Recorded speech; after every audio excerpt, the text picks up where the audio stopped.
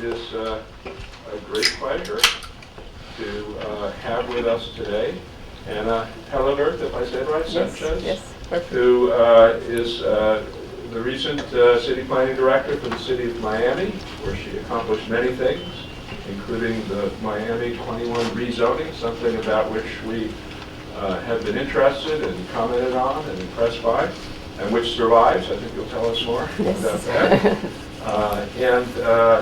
I think something I didn't know, that she was named the top public official of the year by Governing Magazine, which I think is a terrific honor. She is now a Loeb Fellow at Harvard University, and she's going to speak to us about Miami. So, Ana, please. Thank you. I have had the pleasure of being part of something that happened in Miami, which was big. In Miami, I remember 5 years ago when I sat with the then Mayor Manny Diaz in his office, and we were talking about planning, and we were talking about everything that wasn't really working in our city.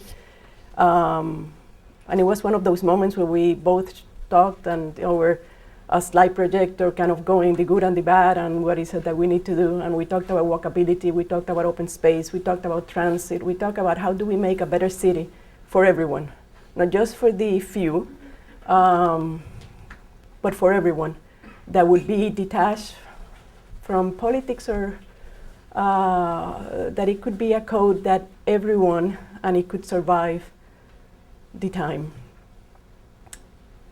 At that moment, looking back at it, I think without realizing it, that was a defining moment.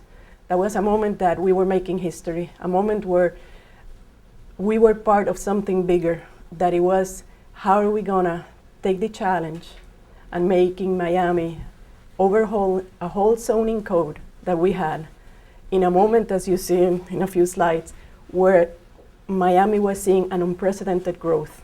It was that leadership, which when the stars align and we have them all together, where we say you have the desire to make something good and you have the opportunity of doing so when you take it.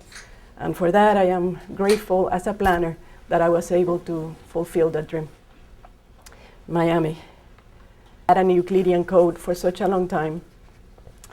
I think our first code was in the 20s, and after that we had just fixed it and fixed it and fixed it, and it really nothing ever was fully done. It was just a patchwork that we were fixing a problem here, fixing a problem there.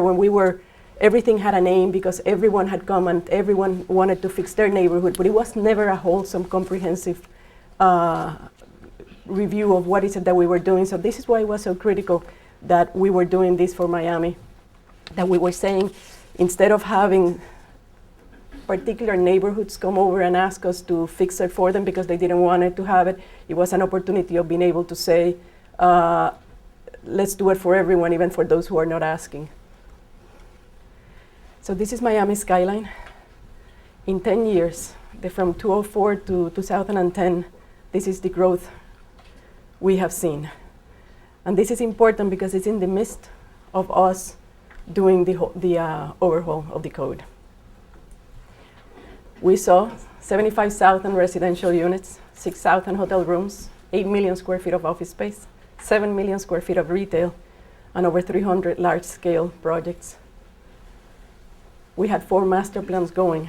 We had the Parks Master Plan, and we had Virginia Key Master Plan, we had a Coconut Grove Master Plan, and we had Miami 21. So we had a great 8 years of planning for the city. So what is Miami 21? Miami 21, it stands for the 21st century. It's an overhaul of the zoning regulations, the former overhaul of what we had on the zoning.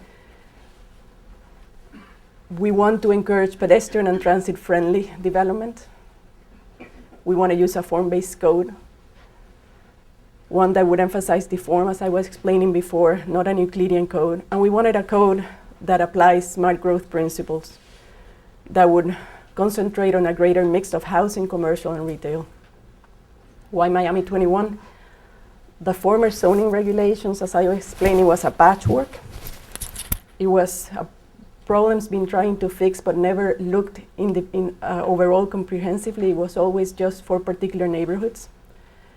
We wanted clear and specific guidelines. We always find that developers come to us and say, you know, we don't really have an issue with you asking us, you meaning the government asking us to do some things. We just need to be clear as to what it is that you're asking. An efficient permitting process, just to see what the permitting process in Miami was. It was a joke. It looked like, you know, there were so many arrows that you really need a roadmap to know what is it that you needed to do. And it would take forever, which obviously represented money. And it wasn't, and we wanted a stable environment, something where people felt that they could invest, that government was friendly, and that we were promoting Miami. The principles, smart growth, new urbanism, I think, and I always say this, I won't read them all, but I'm sure just looking at them that everyone around this room will agree that this is everything everyone wants for a community, the sense of place, mixed-use community, to be able to provide a range of housing opportunities, to create a walkable neighborhood, to preserve the open space, historical resources, and make development decisions more predictable. What we had before was, like I was mentioning to you, the Euclidean zoning that has given us its sprawl, separation of uses, not walkability, and an auto-dependent community. We are trying to get out of that in Miami. And excess of parking. Clearly, you would walk downtown, you would walk any neighborhood, and there was not that environment that everyone longs, or everyone, when they come to Boston or they come to San Francisco or they go to New York, they like it. We wanted the same things, and this zoning code we had was not giving us that.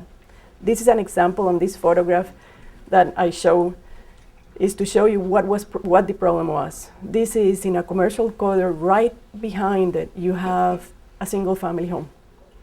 That exists today with the Euclidean code we had. It allowed for that type of thing to happen.